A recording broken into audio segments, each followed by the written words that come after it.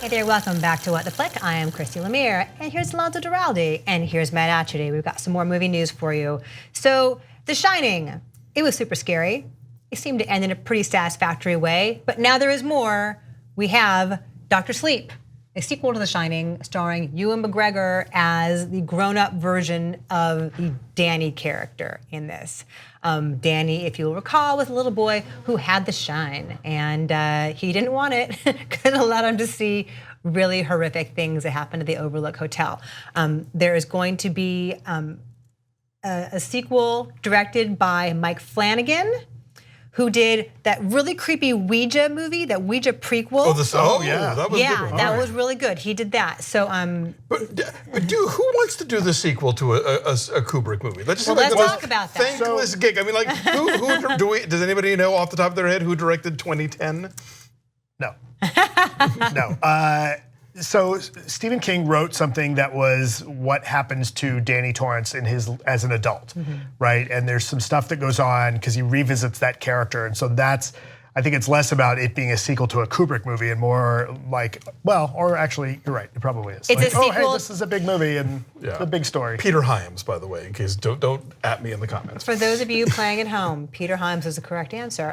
So the summary that's out there, Danny Torrance is a middle-aged man drifting through America in order to shed his father's alcoholism, which passed down to him in order to forget the events of The Shining. After landing in a small Massachusetts town with the aid of a cat, cats are helpful, he becomes Dr. Sleep, which sounds like a little-known Marvel character, right? But no, he's Dr. Sleep. After meeting a young girl with the most powerful shining Danny has ever seen, he must now face the demons of his past and the demons of the present in order to save her from a horrifying evil known as the True Knot, that is K-N-O-T. Now, of course, the other tricky thing is, King, of course, famously hated the Kubrick version. So I haven't read the book, but I'm assuming that his novel is very much a sequel to the novel and not the movie. So now is the movie going to be a sequel to the novel or to the movie? This is like when they did.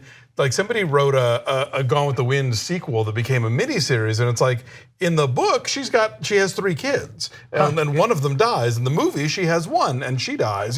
So it's like you have to figure out which story threads you're going to pick up on and continue with. So I imagine that Kubrick gone and King is here, so I have who's going to have the final say about this, right. But. Yeah, so we're going to have a movie that's actually a sequel to the book that the first movie was based on, and not to the movie that it's based on. I'm a little worried about Ewan McGregor because we're getting the Winnie the Pooh movie, and so now he's got a series of movies where he's seeing and hearing things that aren't there. He's Christopher Robin in Christopher Robin. Also, his American accent until now has pretty much only been good when it's been Southern. Oh. Like in Big Fish and I Love You, Philip Morris. But when he's just doing American, it's kind of...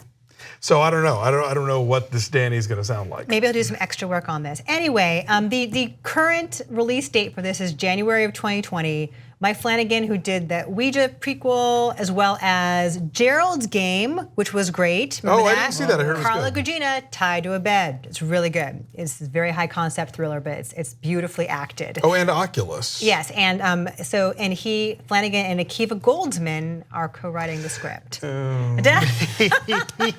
Writer of many Ron Howard movies, including A Beautiful Mind. Academy Award winner Akiva Goldsman. Academy Award winner. Didn't he also write Batman and Robin? I can almost see your thought balloon saying, I have no idea why he won an Academy Award.